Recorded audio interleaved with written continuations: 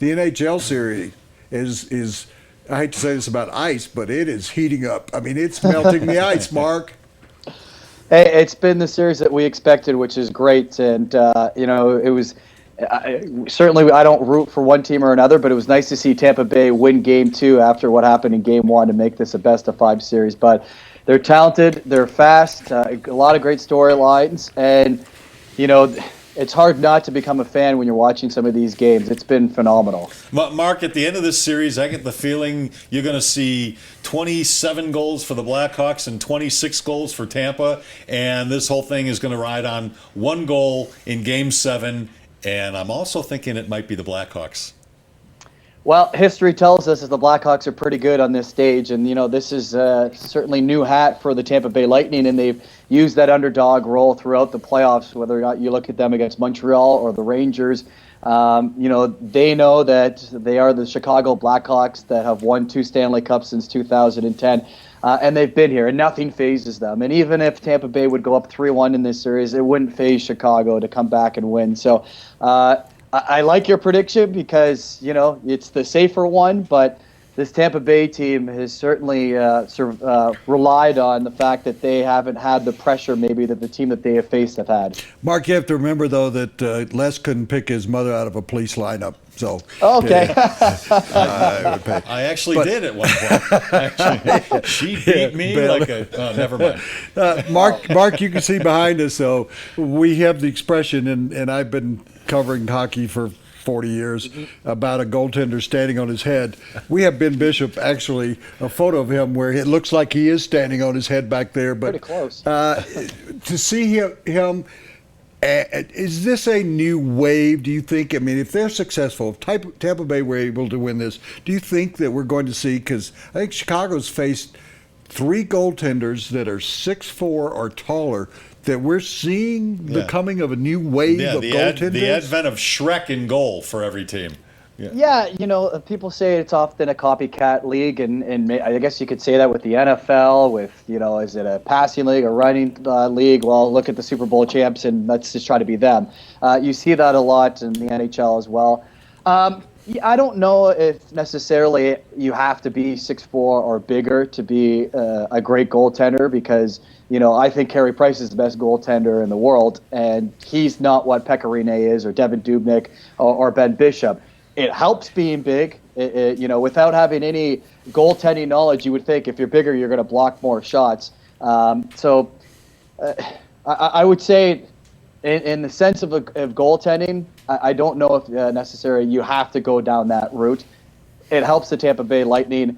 It'll help to know who's actually starting tonight. We don't know that at this point with Ben Bishop leaving twice in Game 2. I will say that he was at morning skate. He was the first goalie to leave the ice. John Cooper wasn't going to tip his hat to one goalie or the other, but whoever is in net for Tampa Bay, Chicago is going to be in top. We have talked with other NHL experts, Jeremy Roenick here the other day. We love Joe Quenneville because he played here, he was a coach here, he's going to be a Hall of Famer as a coach. But Cooper's really not, you just brought it up, Cooper's not really getting the attention that Joe Quenneville does. No love. What kind of job do you think he's doing, in the playoffs and so far in the finals? He's phenomenal, and he is the epitome of the modern day coach. You guys probably remember what Mike Keenan's like. He's the opposite of Mike Keenan. He's not a guy that will berate his players because I don't think that works anymore in sports. I don't think that young athletes respond to that. And he's a guy that teaches. He's won at every single level. And in hockey, where there's often a similar route from coach to coach or player to player, he's very different. He's a lawyer. He worked on Wall Street. He helped run a team in Texas. And when I mean help run, I mean coach, paint the lines, sell popcorn. He did everything. So a very interesting route. It's a great story. And if hockey fans out there haven't heard this story, they really should because it's really phenomenal. Very refreshing to talk to someone like him. He always has, 5 minutes to chat with you. He's certainly different than Joel Quenneville. Joel Quenneville is going to go into the Hall of Fame. Only 2 coaches in the history of the NHL have won more games than him. So 2 different styles, 2 different personalities, both deserving to be at this stage. But again, the Cooper story is phenomenal. And he's got an assistant coach that people in Colorado are very familiar with who has a similarly good story and background coming from the college ranks. George Gwazdecki, who was the University of Denver coach, who I loved, and he has a great demeanor with the players also. Yeah, and that helps. And, usually you needed that kind of coach because you might have the bad cop, good cop sort of role going. I don't really see that with Tampa Bay necessarily because, you have Rick Bowness, who's been around forever, Steve Thomas. They all seem to be teachers more than coaches.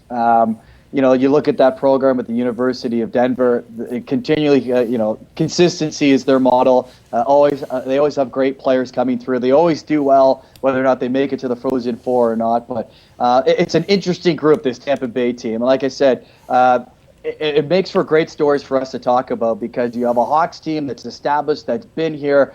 On both sides are star-studded, but you have a Tampa team that a little bit looser. They're enjoying the moment, and they're not allowing bad losses to get to them. All right, well, that leads to this last question, Mark. Tampa Bay going back to Chicago now for 2 games. It's a tough place for opponents to play, in part because of that Chicago crowd. We don't know what the goalie situation is for Tampa.